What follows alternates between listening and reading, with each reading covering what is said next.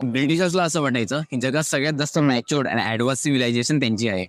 पण भारताची rich Indian history layer by layer जेव्हा जगासमोर आली, तेव्हा वर्ल्ड वॉज सरप्राईज. त्याच्यामधला one of the best masterpiece म्हणजे तुमच्या 20 रुपयाच्या नोटेवर असणारं कैलास टेम्पल.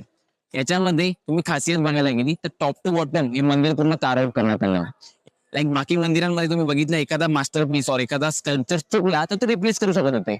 पण याच्यामध्ये चुकून छेवणी हातोड्याने काम करताना एक जरी दगड वेळा बसला तर ते स्कल्पचर खराब झालं. आणि त्याच्यामध्ये वन ऑफ द बेस्ट म्हणजे या लोकांनी रामायण महाभारत दगडावर पूर्ण कार आउट करून ठेवलंय. एका रिसर्चच्या कॅल्क्युलेशननुसार 100 वर्षापेक्षा जास्त या मंदिराला लागली असावीत असे म्हणतात. पण 18 वर्षात हे मंदिर कम्प्लीट झालंय. याच्यामध्ये मंदिरामध्ये 4 लाख टन दगड बाहेर फेकण्यात आला. तो दगड आजूबाजूला कुठे फेकण्यात आला हे कुणालाही माहित नाही.